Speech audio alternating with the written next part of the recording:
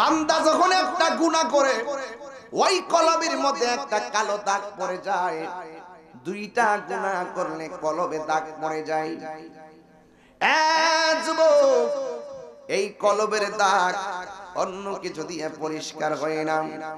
এই কলবের দাগ পরিষ্কার হয় একমাত্র আমার আল্লাহ পাকের জিকিরে। জিকির করলে কলব পয় তাজা হয়। কথা কোন ঠিক কিনা? আমার যুবক ভাইরা, অনেকে দান শুনছেন, দান করেছেন, মারহাবা বলেছেন, আমি দোয়া করেছি। অনেকে মনে করবেন এটা মনে সময় পাস করেছি। না না, এটা আমি সময় পাস করি নাই। হাদিস শরীফের মধ্যে এসেছে আস-সাখী ও হাবিবুল্লাহ, দানশীল ব্যক্তি আল্লাহর বন্ধু। হাসরের ময়দান যেদিন কায়েম হবে, যেদিন মানুষ নাফসি নাফসি বলে কাঁদবে, ওই কঠিন মুসিবতের সময় নিজের ঘামে নিজের সাঁতার কাটবে। আমার আল্লাহ রাব্বুল আলামিন 7 প্রকারের মানুষকে আরশে আজিমের ছায়া দিবে। সুবহানাল্লাহ। জবানটা খুলে বলেন, কয় শ্রেণীর মানুষ? 7 শ্রেণীর মানুষ কি আল্লাহ রাব্বুল আলামিন আরশে আজিমের নিচে ছায়া দিবেন।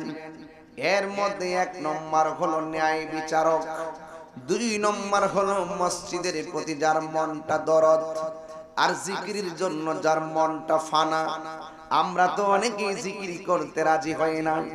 আরে আপেল খাইলে, আঙ্গুর খাইলে, গোশত খাইলে, ভাত খাইলে গায়ের মধ্যে বল পাওয়া যায়।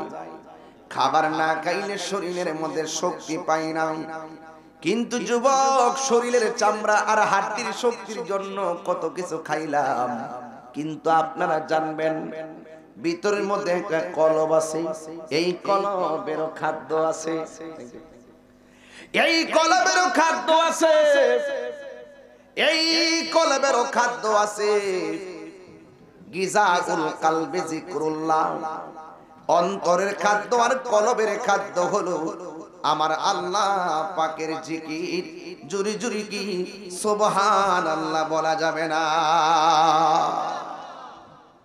এখন গায়ের খাদ্যের জন্য, আরে বাবা, খাইয়া শরীরের শক্তি যতই করেন, কবরে গেলে গায়ের মধ্যে পচন ধরে যাবে। আর কলবটারে তাজা কইরা যদি কবরের মধ্যে যাইতে পারেন, ওই গায়ের মধ্যে কোনোদিন পচন ধরবে না। এই জন্য দিলটা ঠিক রাখা লাগে, কলবটারে ঠিক রাখা লাগে। বান্দা যখন একটা গুনাহ করে ওই কলবের মধ্যে একটা কালো দাগ পড়ে যায়।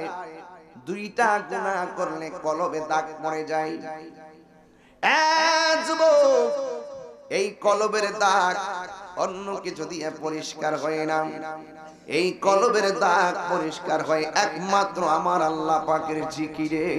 জিকির করলে কলব পয় তাজা হয়। কথা কোন ঠিক কিনা? গিজাউল কালবে যিকরুল্লাহ, কলবের খাদ্য হলো আল্লাহর জিকির।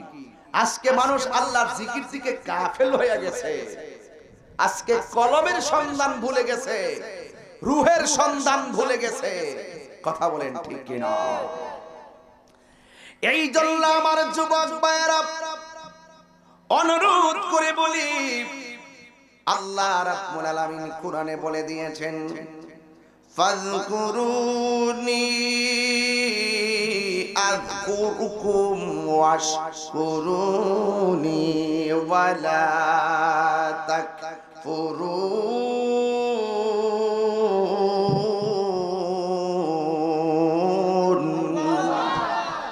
আল্লাহ রাব্বুল আলামিন বলেন, তোমরা যদি আমি আল্লাহকে স্মরণ করো, আমি আল্লাহ তোমাদেরকে স্মরণ করব।